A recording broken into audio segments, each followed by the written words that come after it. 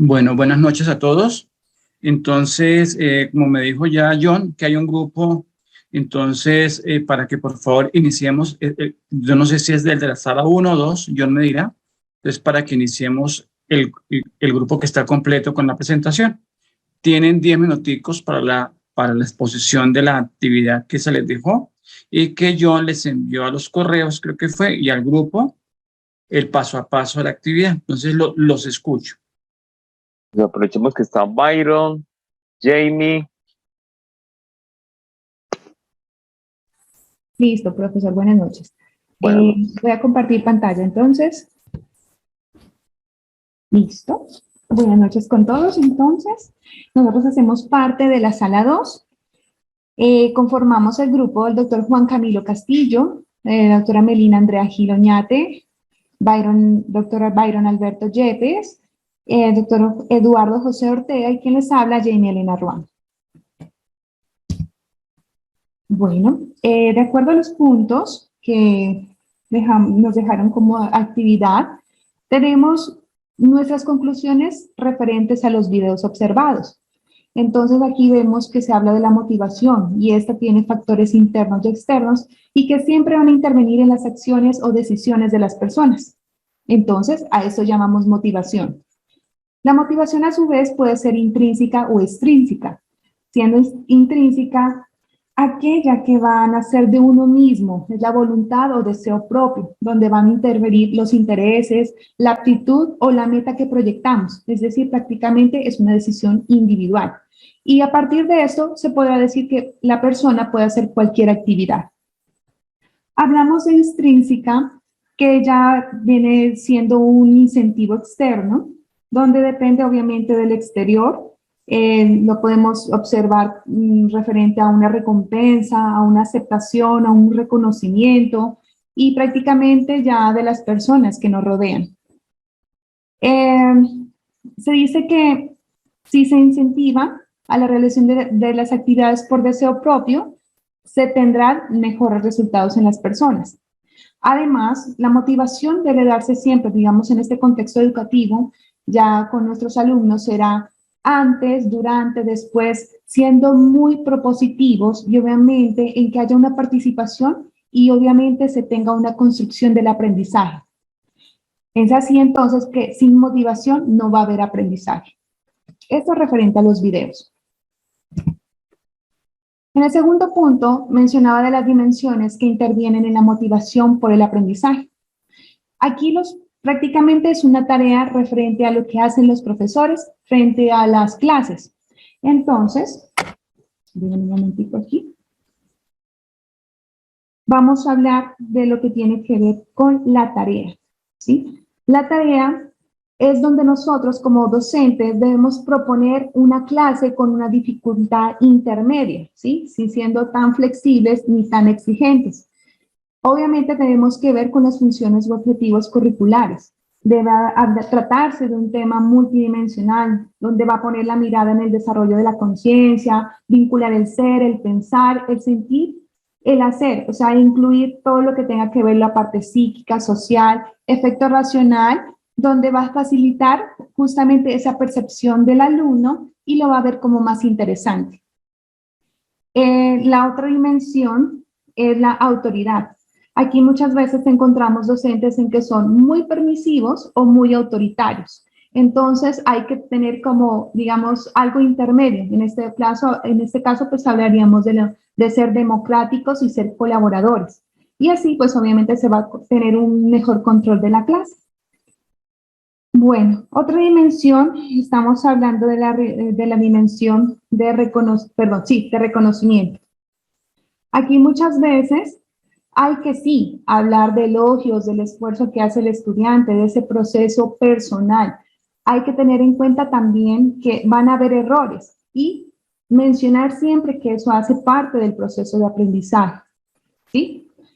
Siguiendo con otra dimensión tenemos el manejo del tiempo. Muchas veces aquí tenemos que identificar qué alumnos tienen como un bajo rendimiento o son, digamos, más lentos en el proceso de adquisición de aprendizaje. Es ahí donde nosotros debemos tener un control y tolerancia al tiempo teniendo en cuenta justamente a estos estudiantes que necesitan un poco más de atención.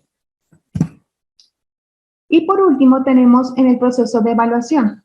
Justamente eso va a interferir en o sea, va a tener consecuencias motivacionales en los alumnos, ¿sí?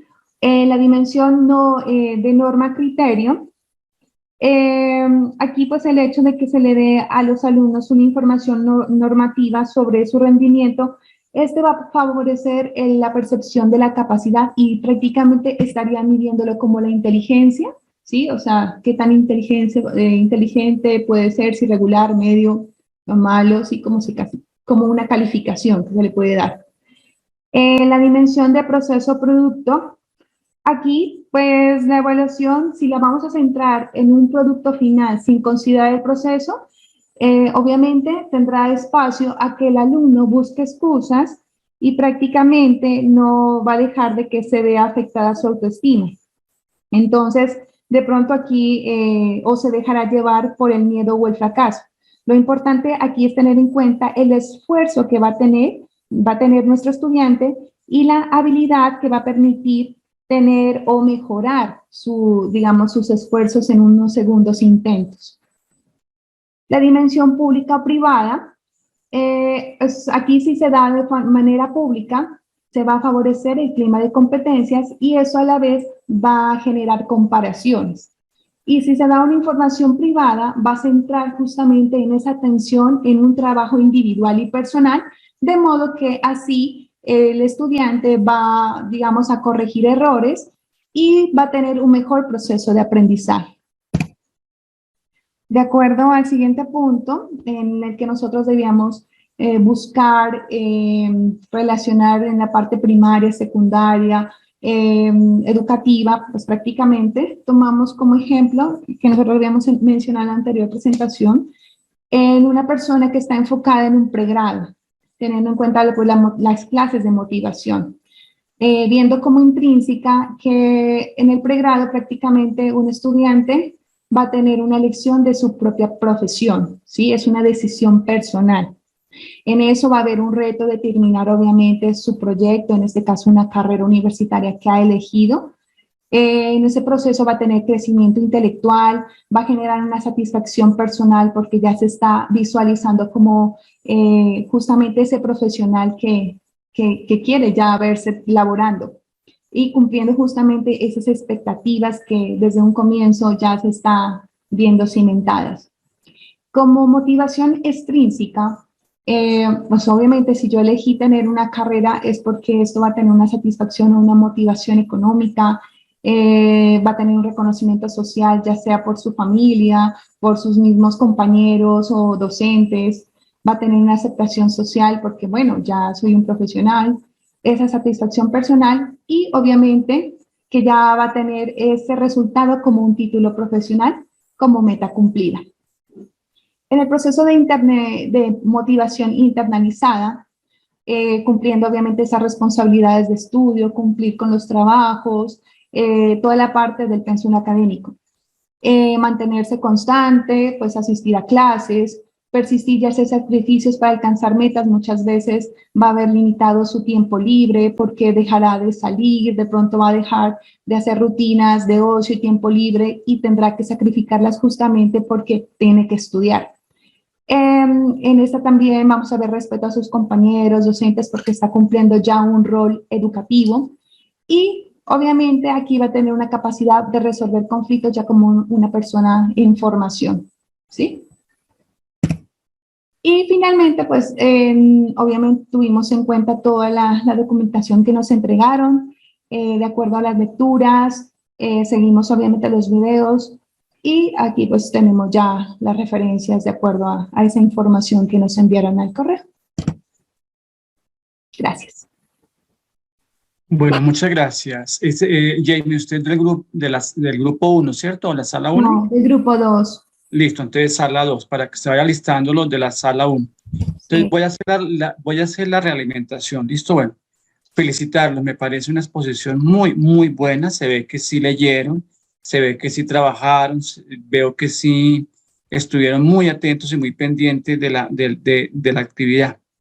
Lo que quisiera rescatar acá es, John, ustedes saben que cualquier duda, él les colocó a ustedes ahí un espacio en que yo los pueda atender, pero pues, o sea, si de pronto en ese espacio no, por X o Y motivo no les puedo atender, ustedes me pueden pues dejar la pregunta y yo otro día, con mucho gusto, yo les hago la respectiva atención. Entonces, pues los quiero felicitar, muy bien. Algo para agregar de esto y que de pronto la vez pasada no hablamos. Es importante también descubrir dentro de los grupos, tanto de niños como de jóvenes o adultos, nosotros siempre vamos a encontrar personas que presentan dificultad cognitiva, que antiguamente lo llamábamos, pues, o sea, se dice de otra forma, pero ahora se llama ¿cómo se llama? Creo que es sí, o sea, los que tienen síndrome de Down, los que tienen los autistas, los hiperactivos. Entonces, en todo grupo o en toda aula o en todo, pues vamos a encontrar estudiantes con este tipo de, ya no se llama limitaciones, sino con este tipo de, como de qué, como de, es que para no decir, no encuentro la palabra correcta, para no de pronto embarrarla acá, pero pues sí, que tienen como estas de... Discapacidad, profe, discapacidad. Con esta, gracias, Juan. Entonces, que tienen discapacidad. Entonces, es importante que ustedes, como están haciendo este diplomado para docencia universitaria, ustedes fácilmente sepan descubrir en el grupo de estudiantes que ustedes tengan al frente, qué estudiantes tienen alguna discapacidad. Lo difícil aquí es que como nosotros como docentes no tenemos la formación, ¿cierto?, para saber cómo tratar un niño autista, cómo tratar un niño con déficit de atención o un niño hiperactivo, que también nos vamos a encontrar en las aulas de las universidades con este tipo de discapacidades. O sea, eso no solamente es en básica, secundaria, media técnica, también estas dificultades han llegado a los programas académicos de pregrado y hasta de posgrado. Entonces, como nosotros no tenemos las herramientas, ¿cierto?, ni psicológicas ni pedagógicas para asumir este tipo de estudiantes, lo importante es no descuidar el jovencito o la niña, sino tratar de orientarlos y enviarlos como en todas las universidades hay oficinas de psicología o de orientación, y que la psicóloga o el psicopedagogo nos ayude a ver cómo podemos nosotros abordar esta clase de estudiantes, ¿no? Y lo otro que ya nos corresponde a cada uno de nosotros, investigar cómo pedagógica y didácticamente y evaluativamente, ¿no?, tenemos que abordar un estudiante con autista o un estudiante con déficit de atención o un estudiante hiperactivo. ¿Por qué lo digo? Porque yo a nivel de pregrado, a mí antes de la pandemia, a mí me sucedía, pues como yo daba clases presenciales en la universidad, sí logré captar varios estudiantes con estas dificultades. Entonces lo importante es, bueno, ya la universidad los matriculó. Entonces lo importante es, ya el estudiante está en primer semestre o segundo o tercer semestre, ya la universidad no los puede sacar. Y tampoco se debe sacar porque un padre de familia que llegue a la universidad a sacarlos, pues demanda y tienen que volverlo a reintegrar. Entonces, lo que nos toca es, en reunión de profesores, mirar cómo asumimos este tipo de estudiantes. Y esto, lo que yo le digo, o sea, no, desafortunadamente, los que estudiamos licenciatura no tenemos las herramientas, pues imagínense, habiendo estudiado licenciatura, pero no tenemos las herramientas para abordar estos estudiantes con estas dificultades. Y ustedes se los van a encontrar si van a ser docentes, ustedes se los van a encontrar en el ejercicio de la docencia. Entonces quisiera aportarle al grupo que acabó de exponer esto y que la vez pasada no lo habíamos dicho. Entonces ahora no sé si el grupo, si la sala 2 tenga algo más, y si no pasamos a la sala 1, por favor.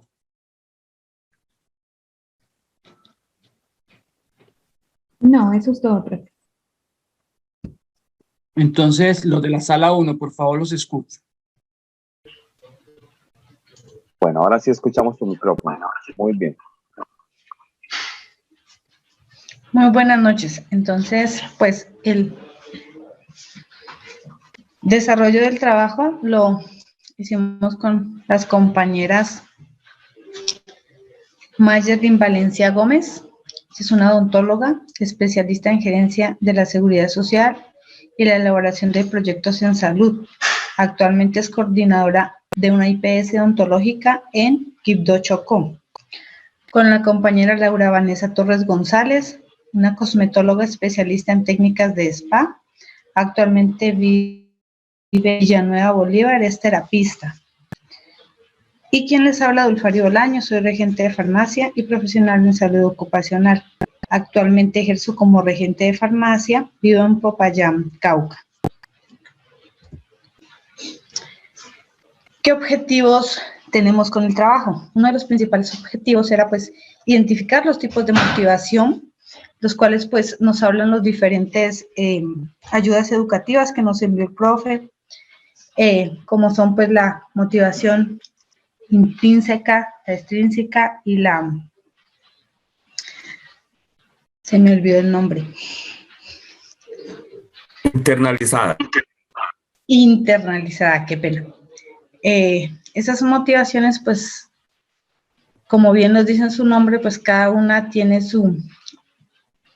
el interior de cada persona, las motivaciones externas y como el entorno y todas las pequeñas cosas que están ahí para lograr su objetivo. Otro de los objetivos era apropiarnos del conocimiento motivacional para llevarlo a la práctica. Pues nuestra meta de la mayoría pues es poder dictar unas clases universitarias y tener estos conocimientos nos van a ayudar a llevar a nuestros estudiantes a ponerlo en práctica. Los tipos de motivación. Entonces, nosotros lo hicimos con un estudiante pues de un técnico, como hemos dicho la clase anterior. Entonces, todo lo anterior, todo lo que está en mi interior, para poder desarrollar cada meta o proyecto en mi vida. Esta es la motivación intrínseca. La que viene de uno mismo, aquella que nos motiva a hacer las cosas que verdaderamente nos gustan.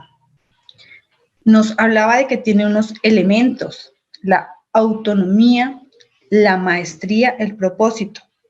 La autonomía porque cada una la va a desarrollar. ¿Cómo quiero desarrollarlo? ¿Hacia dónde voy? Algunos de los ejemplos de esta motivación es la que nos lleva a adquirir nuevos conocimientos para mejorar nuestra labor. Por ejemplo, si queremos ser ingenieros de sistemas, si queremos tener conocimiento en atención al usuario, el gusto que tenemos cada uno para poder llegar a seleccionar pues una carrera o un técnico, cualquier curso que estemos realizando, entonces que sea pues por nuestro gusto, aunque pues muchas veces, como decíamos en la clase anterior, vemos muchos médicos, muchos ingenieros pues que no quisieron serlo, sino porque una motivación externa los llevó a ese campo. Desarrollar el gusto por la actividad que estamos haciendo, por el qué hacer.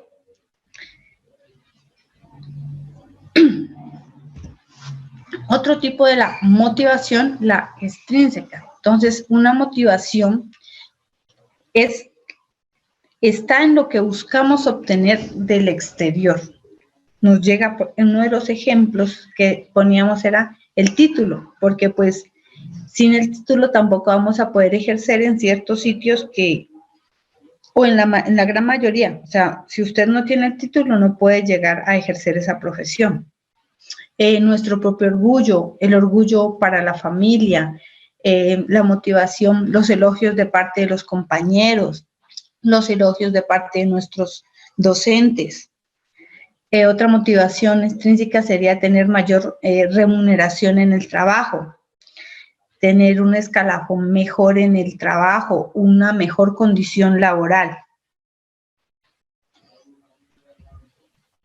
En la internalizada, decíamos que va vinculada a la tarea y es adaptativa. Entonces, al hacer como un pequeño análisis con los compañeritos, mirábamos que Uno de los ejemplos era poder realizar, como decir, estos trabajos. ¿Qué presentación yo puedo hacer? ¿Cómo busco la manera de reunirme con ellos, de debatir el tema, engrandecer mi conocimiento para que todo eso me lleve a lograr el objetivo? Realizar las lecturas recomendadas, porque pues muchas veces el tiempo en clase no nos alcanza para todo el tema. Entonces, una de las motivaciones internalizadas nos lleva pues a que tengamos nuestras ganas de saber más, de poner en práctica pues las lecturas, de conocer y que ese es un paso para poder también pues lograr el objetivo. En este caso sería terminar pues el muchacho el técnico y en el nuestro propio poder terminar con éxito el diplomado. Dentro de las conclusiones decíamos que para alcanzar metas y lograr los objetivos es muy importante la motivación. La motivación, en primer lugar, la que viene del interior, la intrínseca, porque esa es la que me lleva a dar el primer paso a lograr que yo me inscriba, por ejemplo, en el técnico, me inscriba en la carrera, me inscriba en cualquiera de las metas o proyectos que yo quiera emprender. Y la motivación es fundamental para lograr el desarrollo personal.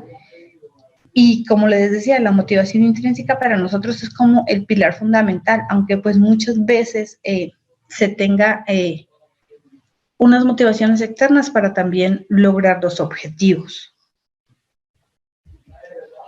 Aquí tenemos pues una pequeña bibliografía sobre lo que pudimos leer, sobre lo que entendimos. Esta fue nuestra presentación y muchas gracias. Bueno, muy bien a la sala 2, perdón, a la sala 1. Excelente la presentación. Pienso yo, pues, que tanto los de la sala 1 como los de la sala 2 cumplieron el objetivo. Los quiero felicitar, porque el objetivo era, pues, el de presentar, el de hacer el ejercicio. Entonces, ahora vamos a continuar con nuestra segunda sesión y al final, pues, les dejo un taller. También el día de, pues si puedo, mañana en la mañana o en la tarde, les enviaría pues así el paso a paso del taller y de pronto pues las lecturas o las mismas lecturas yo les voy pues indicando qué paso vamos a seguir. ¿Listo? Entonces vamos a continuar.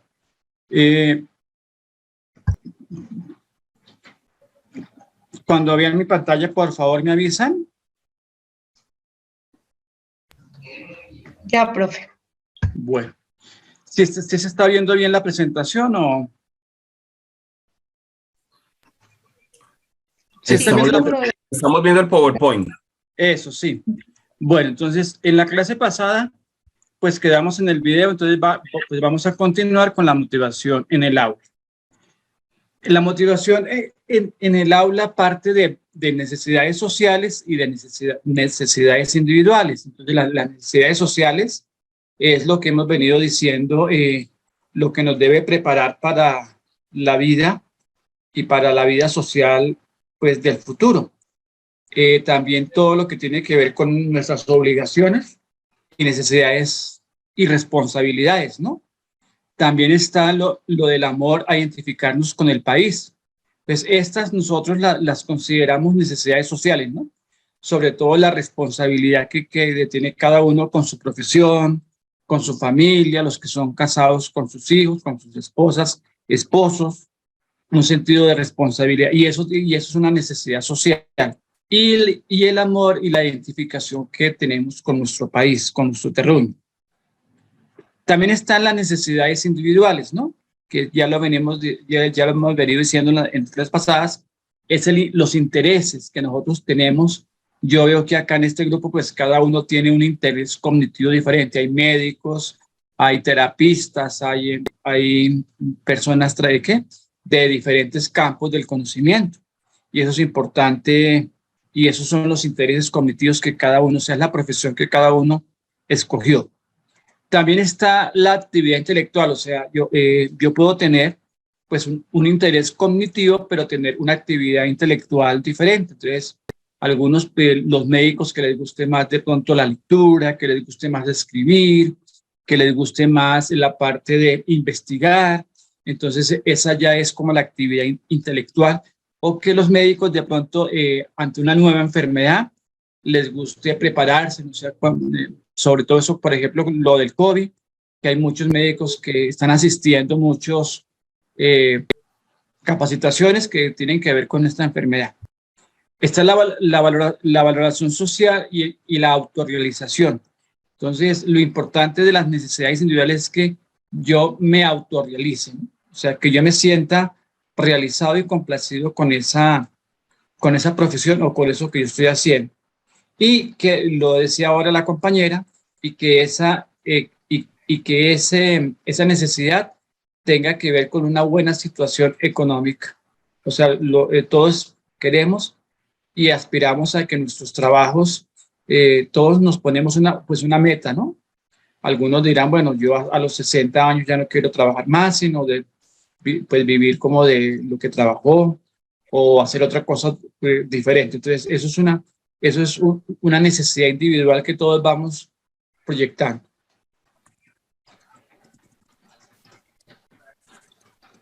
Tarea. El valor de la tarea en cuanto a la motivación en el aula está asociado a la relevancia de la tarea, el valor intrínseco de la misma, la utilidad y el costo, ¿no? La tarea no necesariamente es lo que antiguamente se conocía como lo que hay que hacer para la casa, no. Acá la tarea hay que entenderla como el diario vivir, ¿no? Lo que nos corresponde hacer en el día a día. Que tiene que ver con los valores, con la parte de actitudes, con C y actitudes con P, y la identidad del individuo. También está dentro de la tarea el valor intrínseco, que está dado por la fuerza que nos motiva y que nos atrae y que nos divierte. O sea, cuando hacemos una tarea con gusto y con cariño, cuando ejercemos la medicina no por una obligación, sino por un valor intrínseco, porque me gusta ser médico, porque me gusta ser docente, porque me gusta ser terapista. Ese es el valor intrínseco que le damos a nuestro oficio o profesión. La tarea también es conocida como oficio o profesión. La utilidad es el servicio personal que nos puede prestar esa actividad que nosotros estamos haciendo, tanto en el presente como en el futuro. Y el costo, pues, se define por el valor de las actividades que pues vamos haciendo en el día a día.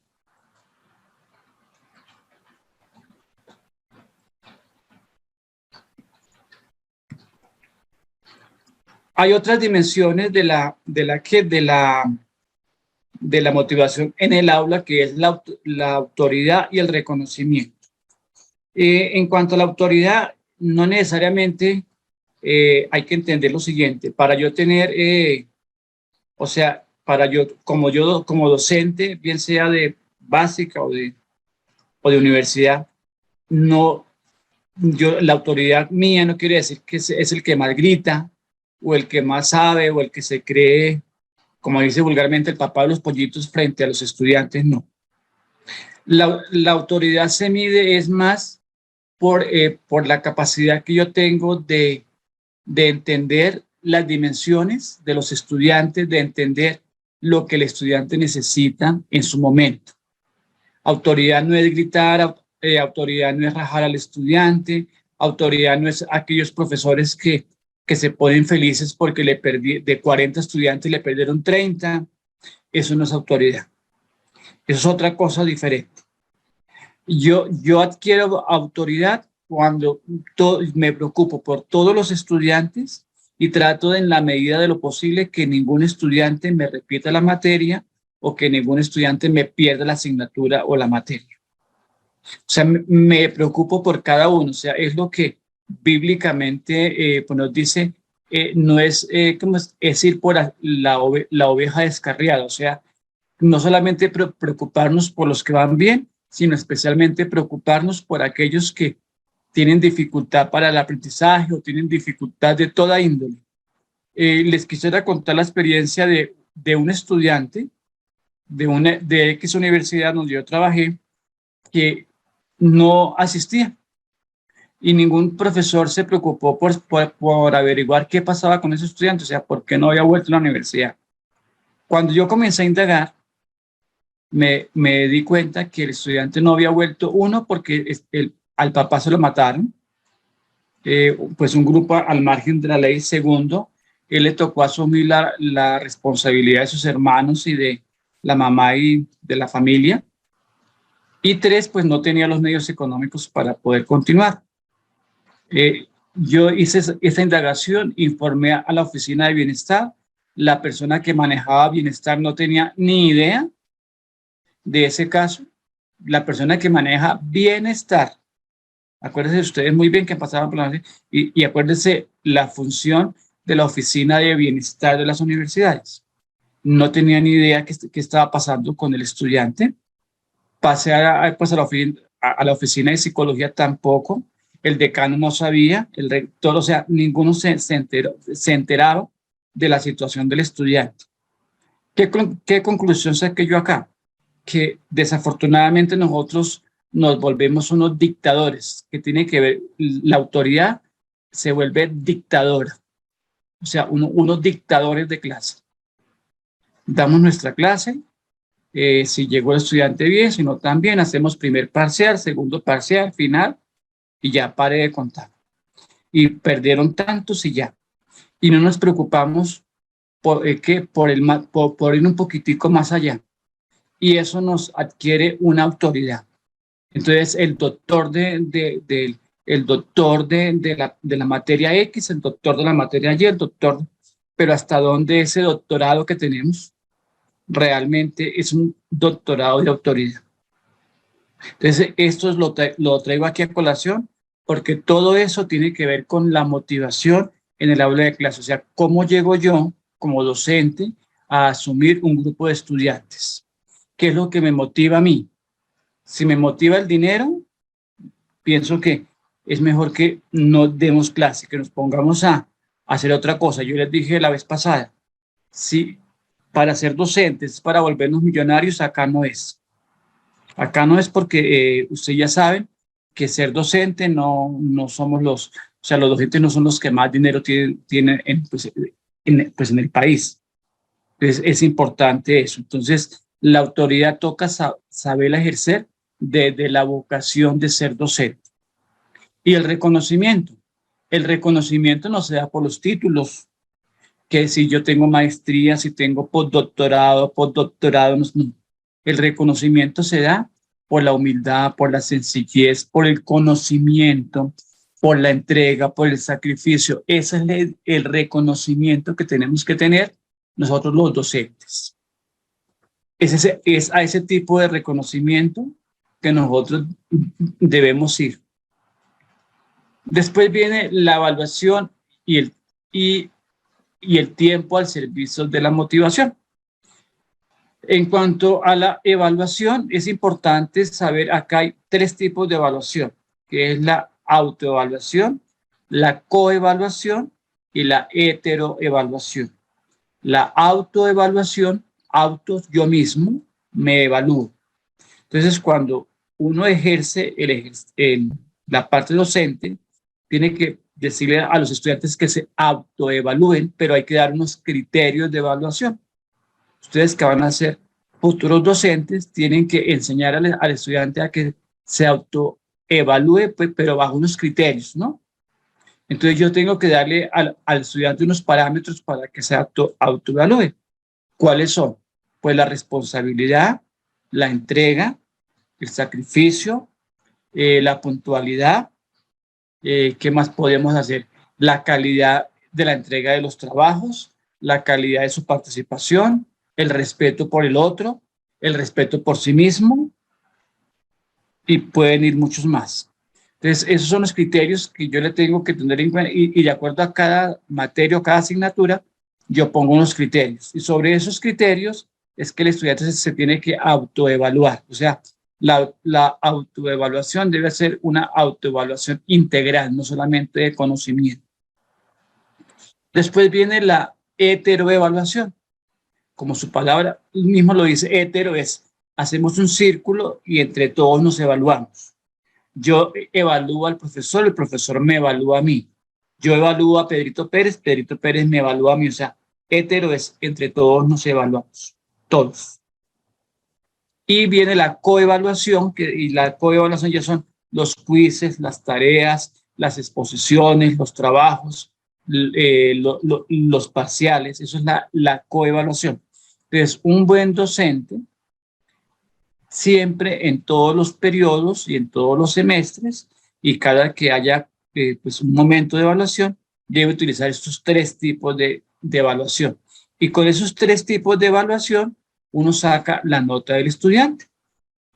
Dentro de la autoevaluación también tiene que ver con lo que es lo que llamamos nosotros en algunas universidades la nota apreciativa, ¿no? Que uno le dice al estudiante, a ver, ¿cuánto cree usted que se merece por el trabajo académico de este periodo? Entonces, eso es una nota que llama una apreciativa, pero todo bajo unos criterios, ¿no? Y también tiene que ver la evaluación y el tiempo del servicio de la motivación, tiene que ver con el aprendizaje y la motivación. Les recuerdo que la vez pasada hablábamos que es importante saber, y la primera clase que ustedes tienen que, o sea, cuando ustedes vayan a ser docentes, es preguntarle a los estudiantes qué los motivó a iniciar ese pregrado. O sea, qué los trajo a la universidad, qué fue lo que los motivó. ¿Por qué? Porque usted está haciendo, eso se llama una evaluación diagnóstica. Hacer un diagnóstico de saber quiénes son los que están al frente de lo que usted va a hacer como docente.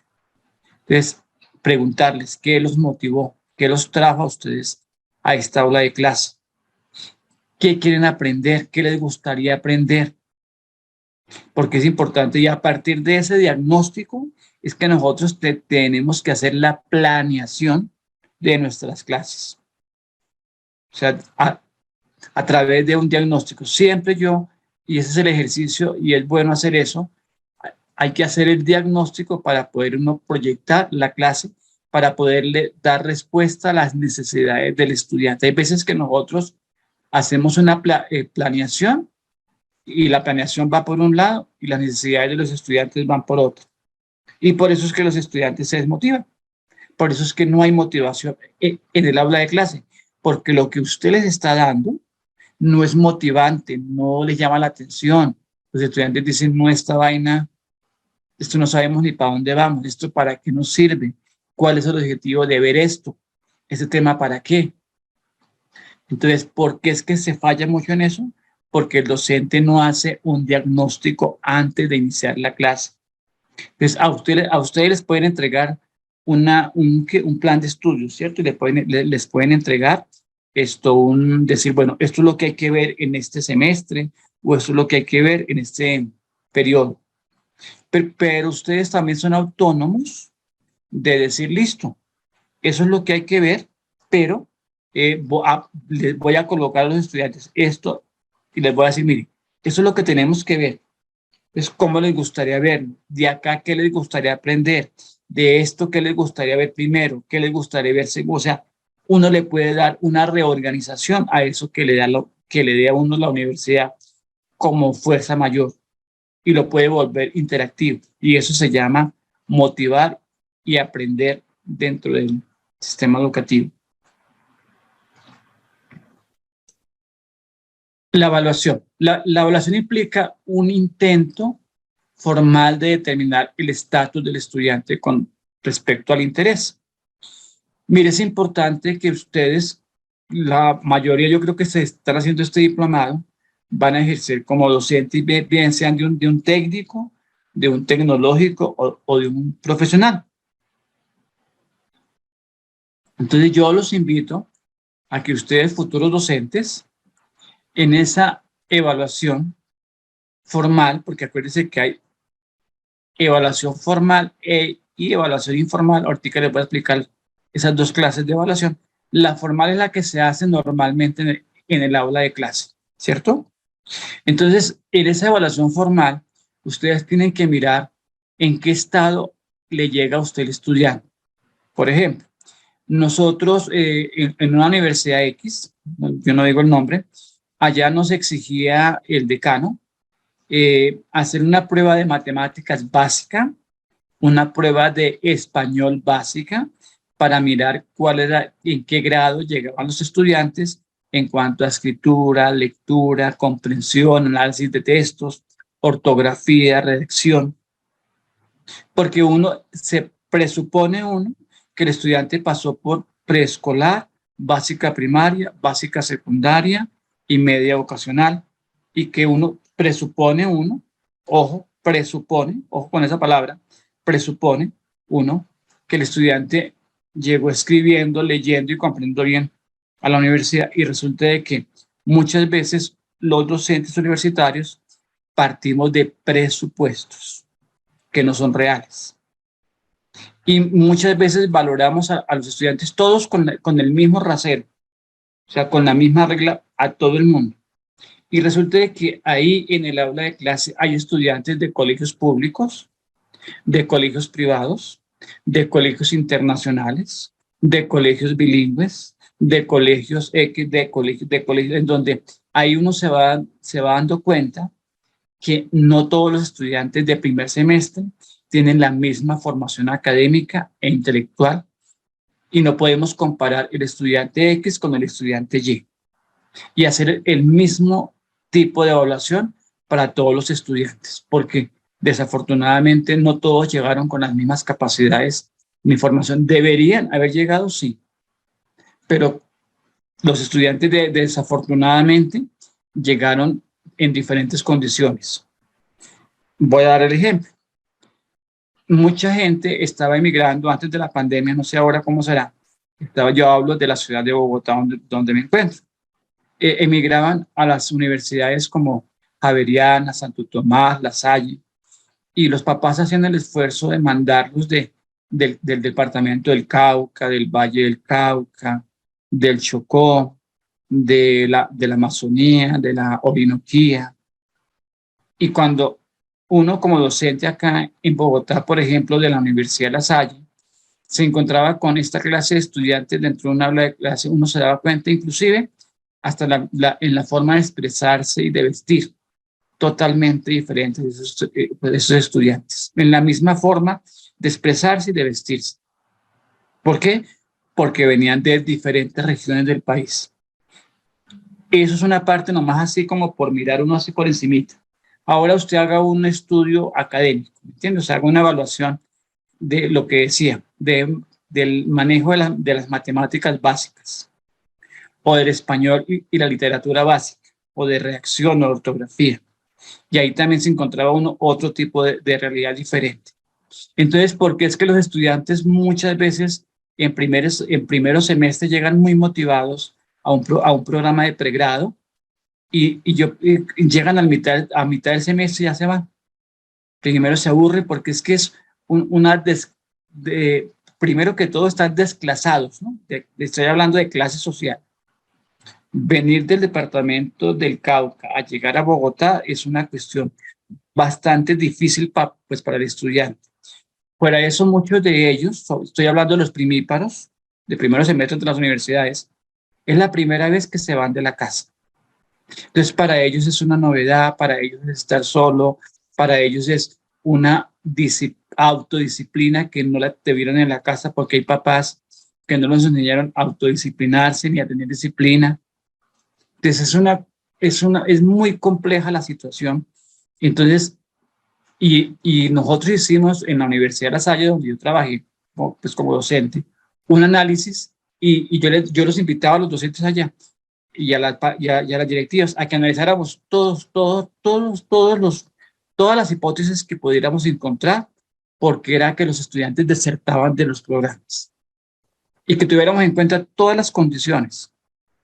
Entonces, muchachitos acá de recién egresados de 17 años, 18, algunos estaban graduando hasta de 15 años en primer semestre de una universidad. Entonces, todo eso toca evaluarlo, y eso tiene que ver con la parte de evaluación, y todo esto tiene que ver con la parte de evaluación formal y evaluación informal. Entonces hay veces que las universidades y los programas académicos nos centramos solamente en la evaluación de la forma, ¿no? O sea, primer parcial, segundo parcial, tercer parcial, exposición, quiz y pare de contar. Pero no nos estamos fijando en la personita que está al frente ahí presentando el parcial, qué siente, de dónde viene, la preparación que tiene. No, a todos se les va a dar por el mismo rasero, como se dice en lenguaje coloquial y popular. Yo siempre fui crítico y todavía soy crítico del IFEX o las pruebas saber. Yo no estoy de acuerdo con las pruebas saber, porque es una evaluación formal injusta. ¿Por qué digo que es una evaluación formal injusta las pruebas saber? Porque están evaluando con la misma medición al niño acá del colegio Rochester, aquí en Bogotá. No sé si ustedes han escuchado hablar del colegio Rochester, que esos salen, esos niños allá hablando es que 5 idiomas, y esa misma evaluación prueba saber prueba saber 11, esa misma evaluación la aplican al niño del Chocó, donde llueve, donde no hay energía, donde no hay internet, donde no hay, esa misma evaluación, o sea, se la aplican al niño acá de Rochester, que es de estrato 20 aquí en Bogotá, y esa misma evaluación van y la aplican allá a un estudiante en unas condiciones que escasitamente el estudiante sobrevive. La misma evaluación.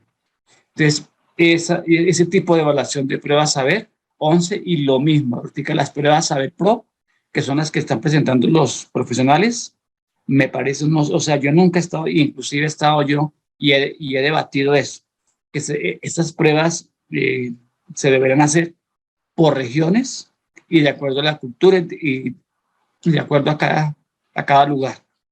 Entonces, aquí a grandes rasgos estoy hablando yo de lo que son la evaluación, y ya entré en la parte formal e informal. La formal es la que nos toca hacer, ¿no? La de los quizzes, y la informal es lo que cada persona trae de su terruño, de su cultura, de su familia, de todo el problema de desplazamiento, de hambruna, de problemas sociales, de problemas familiares, de pues toda una cantidad de cosas que eso no lo tiene en cuenta la evaluación formal.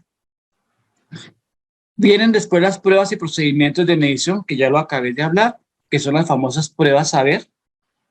Y ahora entramos ahora, pues Colombia como entró en la OCDE, entonces ahora estamos en las evaluaciones, que eso es para que ustedes lo vayan averiguando por su cuenta. Para el próximo taller, vayan averiguando qué es eso de las pruebas PISA.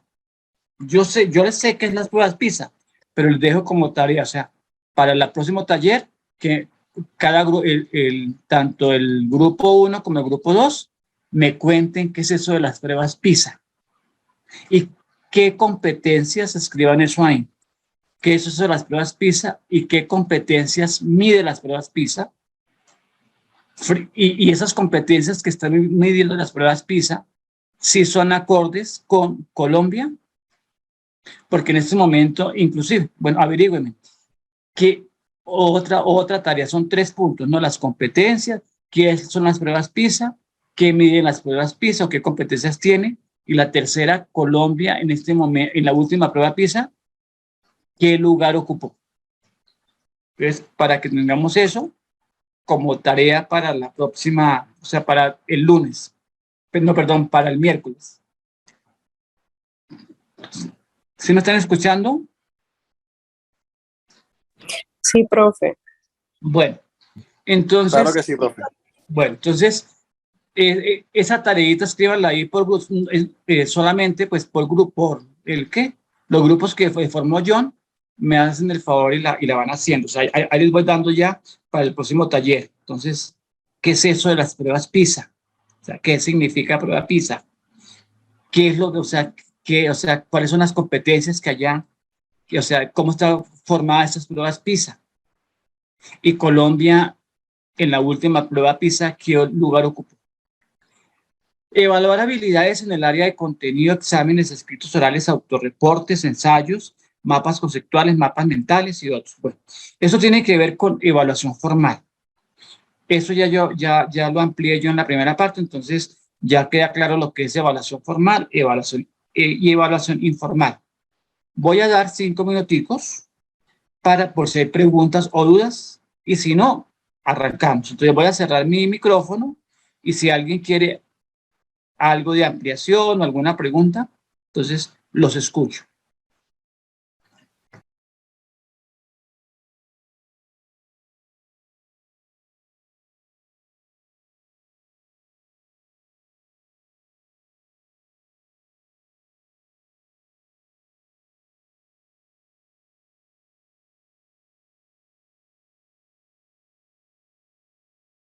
Bueno, como veo que no hay preguntas, entonces, ni dudas, entonces, sí, la escucho. Le da a, pues no sé, hacer como una pregunta. O sea, entonces la educación, la evaluación formal e informal. Entonces, como la informal, todo lo que tiene que ver como a no, o sea, lo que nos lleva como las notas, por así decirlo, sino más al contexto personal. Y ya la formal es pues lo que hace en cuanto al conocimiento de los saberes que se indicaron en la clase. ¿Estoy bien? ¿Con quién hablo, perdón? ¿Quién está hablando? Hola. ¿Quién habló? Dulfari. Bueno, Don Dulfari. Dulfari. Sí, Dulfari, bien. Dulfari, mire, la evaluación formal, como pues acá en la diapositiva está, es los parciales, los quizzes, las exposiciones, los escritos, los exámenes orales, los exámenes escritos, los autorreportes, los reportes, los ensayos, los mapas conceptuales, los mapas mentales. Todo esto tiene que ver con la evaluación formal. Y la evaluación informal es aquella que no se tiene en cuenta, pero que se debería tener en cuenta y que el docente lo debería hacer es, pues, mirar, por ejemplo, cuántos indígenas tengo yo en el aula de clase, de qué etnia vienen, si son guayús, si son caucanos, de qué departamento, de dónde, o sea, como esa es la informal que no está, pero que hay que hacerla. Eh, eh, Preguntarles a los estudiantes o hacer lo que llamo yo una evaluación diagnóstica de si son de acá de Bogotá o de dónde vienen o de qué pueblo, cómo está conformada la familia de ellos. Y uno va descubriendo ahí que muchos de ellos de pronto vienen desplazados por la violencia, de pronto, o sea, uno va descubriendo a medida que el estudiante va compartiendo esas cosas, uno va descubriendo si son desplazados, uno también se va dando cuenta en la interacción con el estudiante, de pronto las dificultades cognitivas que él pueda presentar, ¿no? Entonces, pues, de pronto ahí en esa interacción, en una prueba diagnóstica que yo haga, ahí uno se va dando cuenta lo que llama uno, y más adelante lo vamos a ver, el currículo oculto. O sea, eso que no es explícito, pero que en una dinámica o en una prueba diagnóstica, yo como docente y soy buen observador, me doy cuenta que ahí hay bastantes cosas que el estudiante de pronto pues no lo manifiesta en su momento, pero que en la prueba diagnóstica aflora. ¿Sí me entiende? Entonces, eso, o sea, eso que de pronto no está así como formalmente constituido, es lo que llamamos nosotros la evaluación informal. ¿Sí? O sea, es lo que hay que hacer, pero que desafortunadamente no se hace. ¿Listo, Dulfari? Sí, profe, muchas gracias. Sí, es como la parte, las dos forman la parte integral. Muchas Y las gracias. dos, exactamente. Y uno tiene que evaluar al estudiante integralmente. O sea, la evaluación debe ser integral. Muy bien, Dulfari. Eso que acaba de decir me parece mucho que concluyó bien esa parte. La evaluación debe ser integral. La evaluación no debe ser solamente formal, sino la evaluación debe ser integral. ¿Alguien más? Profesor, de acuerdo a lo que usted acaba de manifestar, digamos que la evaluación, podría decirse que la formal y la informal son dos criterios de la evaluación, pero la evaluación informal ya queda a discrecionalidad del profesor, del docente, si la aplica o no.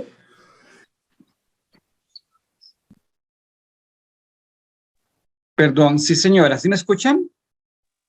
Sí, señor, o sea, se debe hacer Es o sea, mire, cuidado. Generalmente en las universidades, y ustedes que ahorita, yo creo que, bueno, ustedes, alguien me cuenta ahora, si lo evaluaron integralmente o solamente formal. Ahorita el que quieran decir, o sea, no hay necesidad que diga la universidad, sino en su pregrado o en su bachillerato.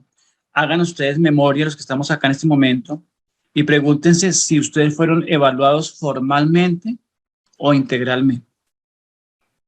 Integralmente es que el docente haya tenido en cuenta las dificultades suyas económicas, familiares, de todo, o sea, lo que estamos hablando de la evaluación informal. O sea, por lo general, y vuelvo a decir, en todo colegio y universidad solamente se preocupan es por una evaluación formal.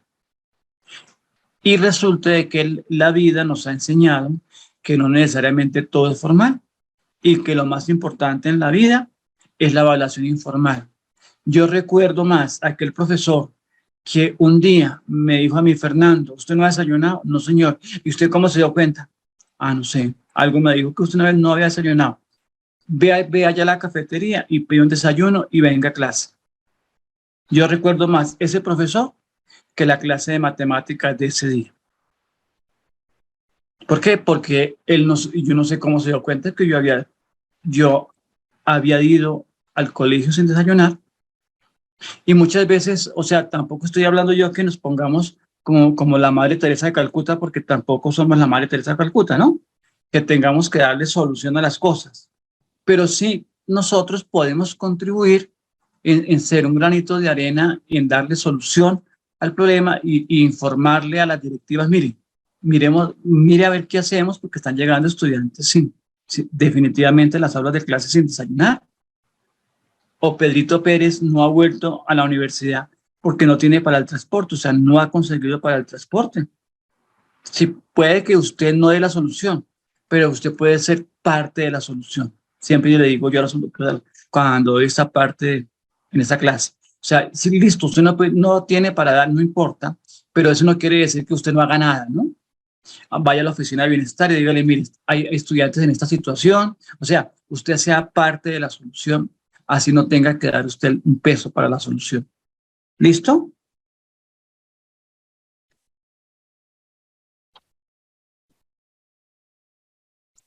Bueno, no sé si alguien más.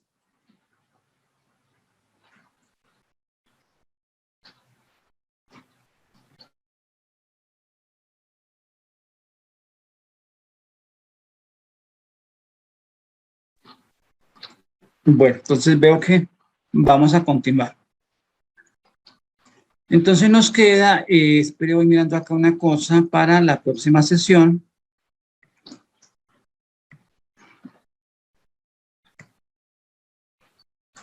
Bueno, entonces vamos a terminar acá y la próxima sesión entonces vamos a trabajar lo que es aprendizaje de motivación, la dimensión norma y criterio. Esto nos vamos a gastar para porque vamos a hablar toda la parte normativa, o sea, legal de la parte de la motivación. Vamos a hablar de la dimensión por proceso productivo. Acá nos va a tocar hacer el ejercicio de hacer una prueba diagnóstica. Y nos va a tocar hacer también, y vamos a trabajar todo lo que es la parte pública y la parte privada de la motivación, con los resultados de estudiantes a fin de crear criterios de competencias. Entonces, o sea, vemos 3 subtemas acá, pero son bastante complejos y en cada uno yo me voy a ampliar bastante para el día miércoles. Entonces, quedamos hasta acá en la parte de evaluar. Entonces, vamos a hacer el siguiente ejercicio, también en los mismos grupos donde ustedes están. Entonces, yo le voy a dar, por favor, para que tomen nota de lo siguiente, que tiene que ver con el taller del día de hoy. Entonces, bueno, vamos a hacer en cada uno de los grupos que están acá conformados, vamos a hacer una preparación, o sea, vamos a preparar la motivación en el aula de clase y lo van a hacer, escojan ustedes donde quieran, si lo quieren hacer para pero sí, yo voy a dar los criterios. Lo van a hacer para primer semestre de cualquier programa, programa X, o lo van a hacer para un grado básico, básica primaria, o básica secundaria, o técnica. Vocacional. Cuando yo hablo de vocacional, es 10º y 11 grado, ¿no? Entonces, ustedes van a prepararme, y tranquilos que yo les voy a dar los criterios para que hagan ese ejercicio. Entonces, van a hacerme, o sea, de acuerdo a lo que hablamos la vez pasada y lo que terminamos de hablar hoy, para dejar este tema que es bastante complejo, que está acá, que nos vamos a llevar todo el miércoles en trabajar. Entonces, ustedes van a planear, van a hacer una planeación con todo lo que vimos la vez pasada y lo de hoy, me van a preparar una motivación para un grupo de estudiantes. Entonces, le voy a decir, bueno, lo siguiente, para que tengan en cuenta los siguientes criterios. Primero, es un grupo de estudiantes que vienen, o sea, vea, vamos a conformar el grupo de estudiantes, 30 estudiantes. Bueno, de los cuales 5 vienen desplazados del Chocó. Les estoy viendo las características de esos estudiantes. 5 vienen desplazados del Chocó. 5 son indígenas del Cauca. Y ustedes deben analizar toda la problemática que está pasando en este momento en el Cauca, ¿no? Entonces, 5 son desplazados del Chocó y 5 vienen desplazados del Cauca, de desplazamiento del Cauca. Los del Chocó no vienen desplazados, ojo con lo que acabo de decir. Los del Chocó llegaron a estudiar aquí porque se ganaron una beca, bueno, alguna cosa llegaron y vamos a contar, es que me faltaba eso. Y llegan todos a Bogotá. Entonces vamos a partir que van a llegar a la ciudad de Bogotá, y ustedes los que están acá escuchándome son los docentes de ellos, ¿cierto? Entonces, 5 le llegaron a usted del aula de clase del Chocó. Algunos papás pues pudieron matricularse, entonces están acá, llegaron acá. Otra cosa, llegaron a estudiar a una universidad privada. Entonces vamos a hacerlo con el grupo 1, o yo no sé cómo, sí, vamos a ver, si no, pues ahora cambiamos. El grupo 1 es la universidad privada, llegaron a la Universidad Javeriana, ¿cierto? Y el grupo 2 de acá, de la sala 2 de acá, llegaron a la Universidad Nacional, que es pública. ¿Listo? Para que miremos las características de estos 2 tipos de universidad. Y lo vamos a trabajar de primer semestre, ¿no?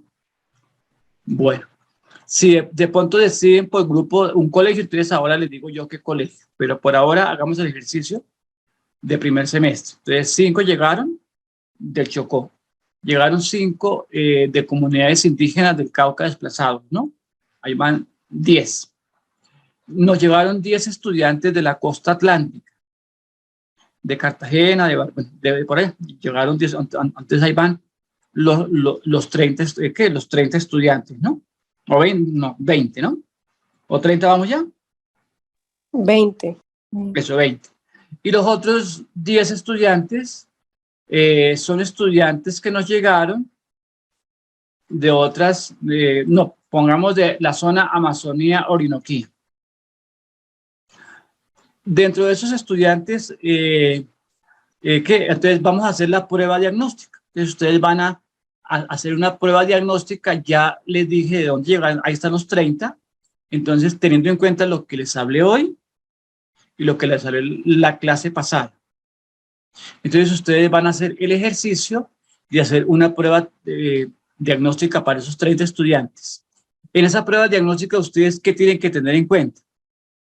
Listo, el nivel de formación de los estudiantes, ¿cierto? O sea, cómo llegaron, o sea, y ustedes deben conocer un poquito cuáles son las condiciones del Chocó, cuáles son las condiciones del Cauca, y cuáles son las condiciones de Amazonía Orinoquía. Conocer también un poquito, o sea, y mirar las pruebas como básicas de que preguntarles un poco en la prueba diagnóstica. Uno tiene que preguntarles la región, tiene que preguntarles, les estoy ayudando con la prueba diagnóstica, ¿no? De qué familia provienen, de qué etnia vienen, de qué municipio, si son de vereda o son o sea, una cosa es ser uno de casco urbano, o sea, de municipio, y otra cosa diferente ser de una vereda, ¿no? Son dos contextos totalmente diferentes. Y para esos 30 estudiantes ustedes le van a aplicar todo lo que vimos de lo que vimos en el módulo, en la clase 1, o sea, del miércoles pasado, y en la clase de hoy. ¿Listo? Entonces, para eso son las 8:20. Entonces, no sé, la vez pasada les dimos como muy poquito tiempo. Entonces, yo no sé si darles, sería a las 8:40. ¿Iniciamos? ¿Les parece?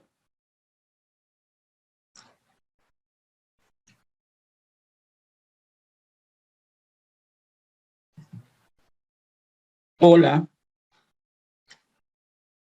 ¿Se me fueron? Sí, profe, de No, acuerdo. Hola, profe, aquí estamos. Estamos activos. Eso, muy bien. Entonces, Bueno, entonces voy a programar los 20 minuticos, pues. No, pero esperemos a ver, John, a ver qué dicen, o si les damos 5 más. O sea, ¿les parece 20 o 25? profe, que sean los 25, por favor. Bueno, entonces John, 25.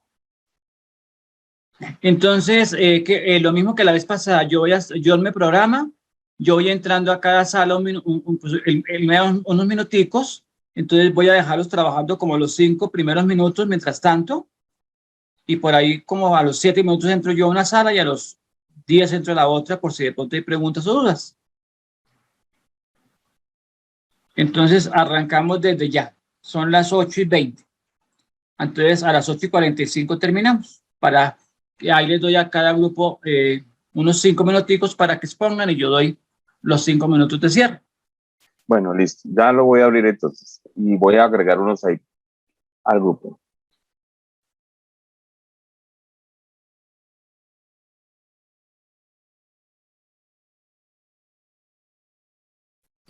Nosotros en general concluimos que vamos a aplicar un método de una encuesta para describir justamente las condiciones de estos 30 estudiantes.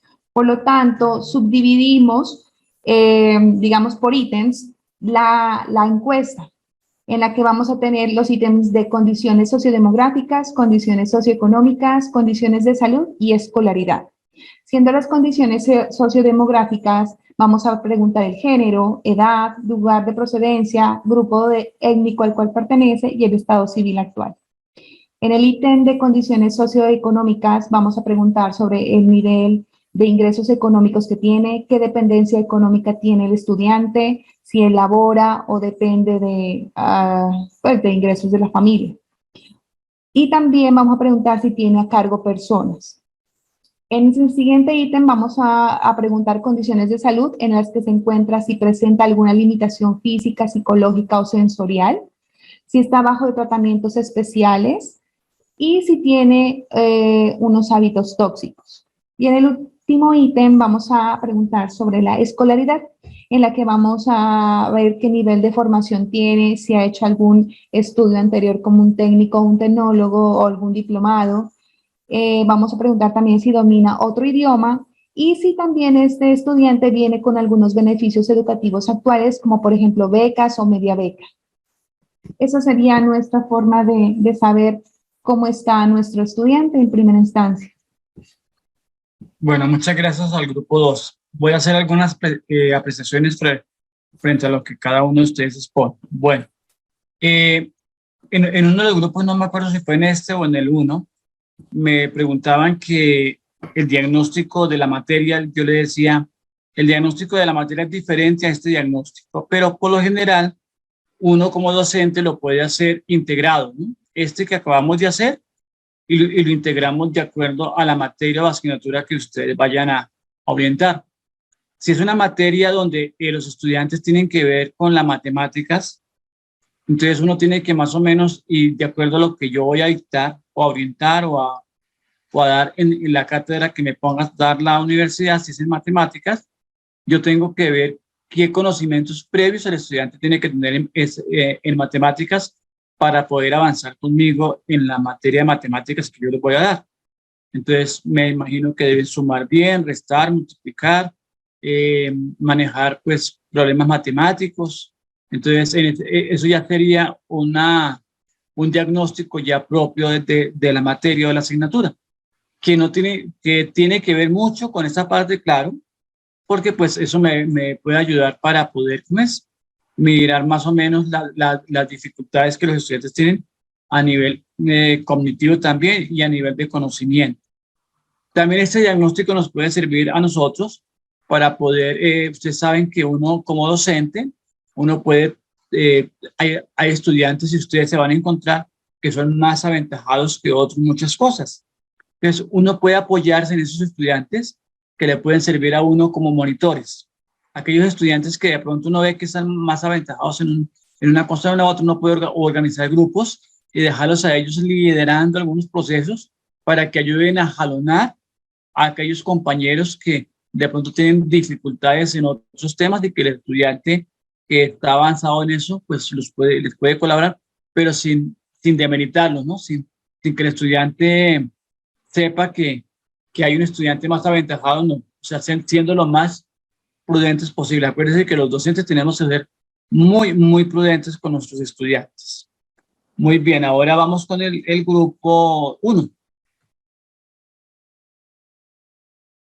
Bueno, profe, nosotros hicimos pues la encuesta también, ese fue nuestro medio, en la cual colocamos pues el nombre completo del estudiante, lugar de procedencia, que nos escriban el departamento, el municipio de cuál vienen, si pertenece a una zona rural o zona urbana, qué género, el número de integrantes que conforman la familia, el número de hermanos, el lugar que ocupa entre los hermanos, si presenta alguna dificultad cognitiva o física, si responde sí, cuál, si es desplazado por la violencia, sí o no, si pertenece a alguna etnia, sí o no, y si respondió sí, a cuál etnia, en qué colegio estudió, si es de carácter público, privado, qué modalidad, si pertenece a alguna comunidad, ya sea gay, lesbianas, a la comunidad LGTBI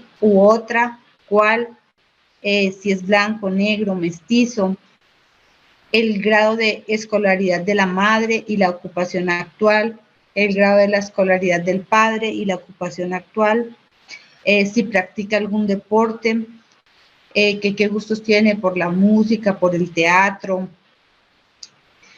con qué recursos ingresó a la comunidad, si eran propios, si obtuvo una beca, si obtuvo o fue por medio de un préstamo, en qué lugar reside actualmente en Bogotá, si vive solo, si vive con un familiar, si toma, si fuma, entonces si toma cuántas veces por semana, si fuma cuántos diarios.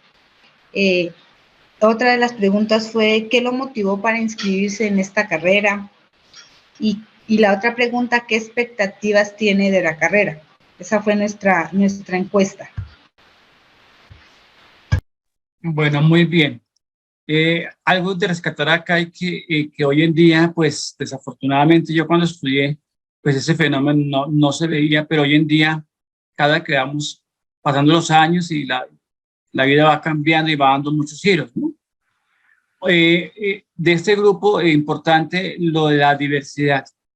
Nosotros como docentes no tenemos que taparnos la cara, ni darnos vergüenza, ni de pronto entrar a ridiculizar a nuestros estudiantes por la identidad sexual, ¿no? Ojo que ya ahorita la parte, y eso lo vamos a hablar el miércoles cuando hablemos de la parte legal, de todo lo que tiene que ver con la parte legal del manejo académico, ya las personas de la comunidad LGTBI, ya ellos hay que hablarles de respeto, y no solamente porque la ley lo diga, sino porque son seres humanos.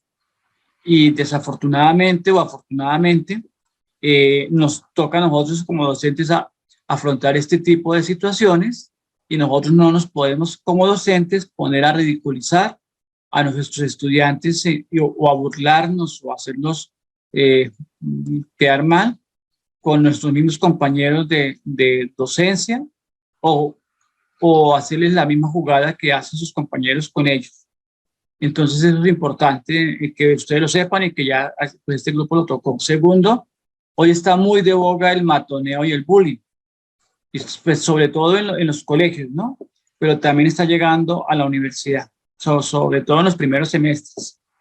Entonces, ustedes se han dado cuenta de casos de estudiantes que por el matoneo y el bullying se han asesinado los mismos estudiantes, han llegado al suicidio o les han ocasionado problemas bastante graves a estos estudiantes o problemas de depresión. Entonces nosotros los docentes no podemos contribuir como a esto y estar como vendados frente a estas situaciones. No podemos, tenemos que entrar en defensa, tenemos que ser defensores de este tipo de estudiantes. Tampoco escandalizarnos. Hoy por hoy, sobre todo en la universidad, nuestros estudiantes son muy consumidores de no solamente de licor y cigarrillos, sino ahorita toda clase de estupefacientes ahora los estudiantes consumen. Y eso no es que sea algo, eso es algo que pues es real, ¿no? Entonces hoy en día pues nuestros estudiantes son consumidores de marihuana, de anfetaminas, y todos los derivados de eso. Van a una rumba y pues si no hay anfetaminas o hay marihuana pues no hay rumba. Pero nosotros los docentes no podemos estar como al margen de todo eso. Y sí debemos estar como en el proceso de colaborarles y ayudarles a ellos a que vayan poco a poco buscando ayuda y que vayan a ir saliendo como de esa dificultad. También, pues aquí yo lo hablo acá por Bogotá, es impresionante cuando hubo pandemia no era tanto, pero ahorita que otra vez se reactivó la vida académica y educativa. Impresionante, desde los miércoles ya los estudiantes están tomando y fumando. O sea, miércoles, jueves, viernes y sábado es rumba pareja y los estudiantes dejan de ir a sus clases o llegan enguayabados a clase. Estoy hablando de la parte presencial de las universidades. Entonces, es un fenómeno bastante complejo. De pronto, aquellos que no conocen Bogotá o han estado por Bogotá, yo los invitaría cuando vinieran en tiempo de clase, de pronto por acá algún evento o algo, entre el Parque Nacional, donde está la Universidad Javeriana, por la séptima, hasta la calle 63, por toda la séptima. Los invitaría un miércoles o un viernes o un jueves, tipo 5 de la tarde, que ustedes caminen por ese sector. Ese es el sector donde más universidades en este momento hay. Ahí está la Javeriana, está la Piloto, está la Santo Tomás, está la Salle, está la Piloto, está la Católica, está una sede de la Distrital, yo no recuerdo cuál más, ahí están los buses que recogen a los estudiantes para el Poli, está ¿cuál me faltará más por ahí? Santo Tomás, está la Conrad Lorenz, está la Católica, bueno, es bastante, y un montón de institutos o otras universidades que funcionan ahí. Es impresionante ver todos esos bares y todas esas discotecas llenas desde el miércoles de estudiantes, fumando, tomando. Entonces es impresionante, o sea, es bastante pesado ese ambiente. Y eso no lo podemos desconocer nosotros los docentes. O sea, no podemos decir, no son nuestros hijos, no me interesa, no. Son nuestros estudiantes y que tenemos que estar preocupados por ellos. Entonces ahora vamos a hacer la evaluación del día de hoy. Entonces necesito que de cada grupo pues evaluemos la jornada del día de hoy para dar por terminada nuestra sesión del día de hoy y no se les olvide la tarea que dentro de 8 días comenzamos con lo que les expliqué yo de las pruebas PISA. Les voy a dar a cada uno 5 minuticos el miércoles para que me cuenten lo de las pruebas PISA. Entonces vamos a evaluar en esos 3 minuticos que nos faltan la jornada de hoy. Entonces inicia grupo 2.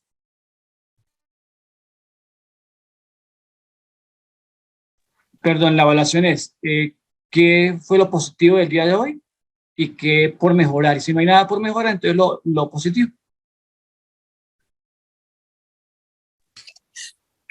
Bueno, profe, mi nombre es Eduardo del grupo 2.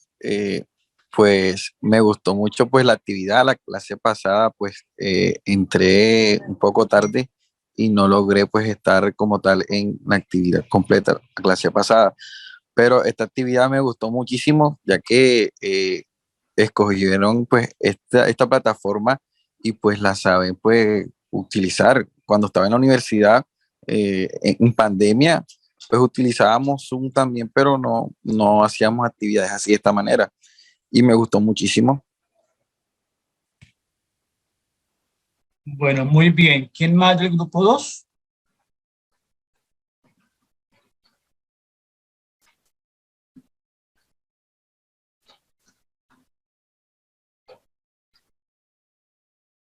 Bueno, vamos con el grupo 1. ¿Alguien del grupo? Profe, con Durfari. Pues me pareció esta clase ya mucho más interactiva, docente, estudiantes. No hubo pues los inconvenientes de la clase pasada, que nos demoramos mucho tiempo en hacer la actividad. Esta vez ya mejoramos. Los conocimientos, el tema muy bueno.